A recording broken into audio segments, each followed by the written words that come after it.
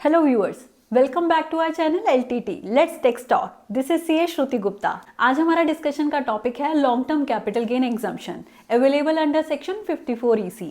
जो generally use section है वो है section 54, 54F and 54 EC। Section 54 और 54F मैं ऑलरेडी डिस्कस कर चुकी हूँ, जिसका लिंक मैं अपनी डिस्क्रिप्शन बॉक्स में आप लोग की रेफरेंस के लिए मेंशन करूंगी। तो चलिए अब हम डिस्कस करते हैं long term capital gain exemption available under section 54 EC।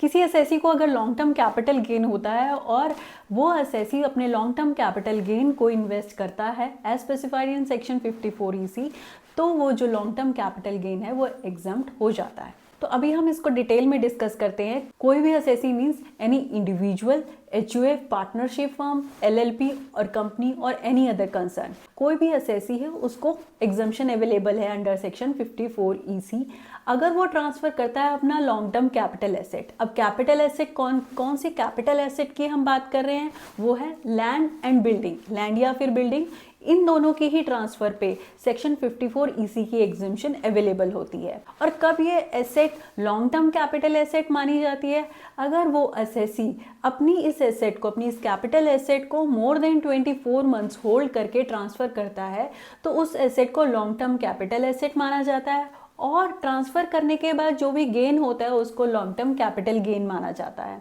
और जो वो गेन हुआ है असेसी को, अगर असेसी उस गेन को स्पेसिफाइड बॉन्ड्स में इन्वेस्ट करता है, जो कि है REC bond, NHAI bond, RFC bond, PFC bond and etcetera, जो कि नोटिफाइड बॉन्ड्स हैं।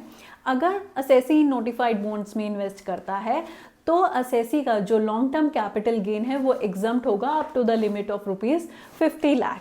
तो अभी हम सम अप करते हैं सेक्शन 54 EC को, जिससे हम इजीली समझ सकें कि हम 54 EC में कब और कैसे एग्जम्पशन ले सकते हैं। सबसे पहले तो हमारा लॉन्ग टर्म कैपिटल गेन होना चाहिए on the sale of land और बिल्डिंग, जो कि हमने 24 मंथ्स तक होल्ड करके उस प्रॉपर्टी को सेल किया हो। तो जो भी गेन होगा, यहाँ पे याद देने वाली या ध्यान देने वाली बात यह है कि हम कैपिटल गेन को इन्वेस्ट करेंगे, ना कि कोई हम कंसीडरेशन को इन्वेस्ट करेंगे।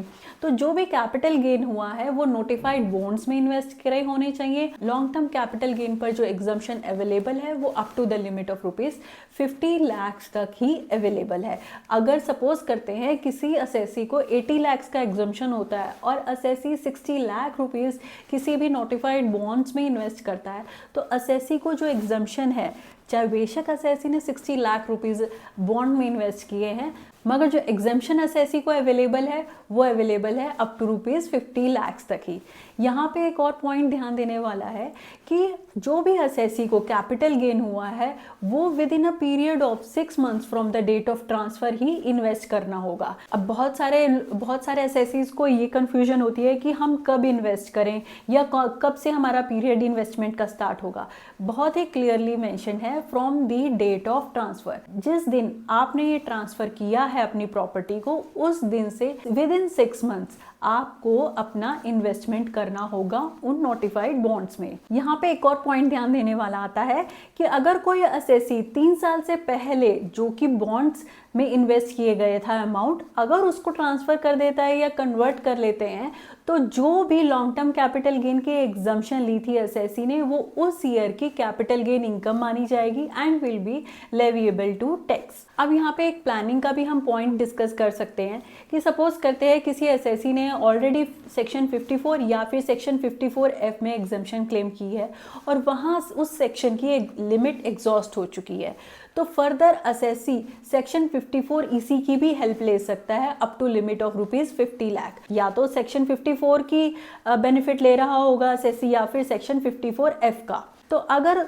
उन दोनों सेक्शंस की लिमिट एग्जॉस्ट हो गई है तो असेसी अपना कैपिटल गेन, जो बचा हुआ कैपिटल गेन टैक्सेबल हो रहा है up to ₹50 lakh, notified bonds में भी इन्वेस्ट करके अपना कैपिटल गेन टैक्स बचा सकता है। आई होप आपको सेक्शन 54 EC के बारे में समझ आया होगा कि कैसे हम सेक्शन 54 EC में इन्वेस्ट करके अपना long term capital gain tax बचा सकते हैं। इन केस कोई और क्लैरिटी चाहिए या कोई और इन्फॉर्मेशन चाहिए, please do let me know. Thank you for listening. Do subscribe to my channel. अगर वीडियो पसंद आई है तो do hit the like button. Stay safe, stay healthy, bye bye.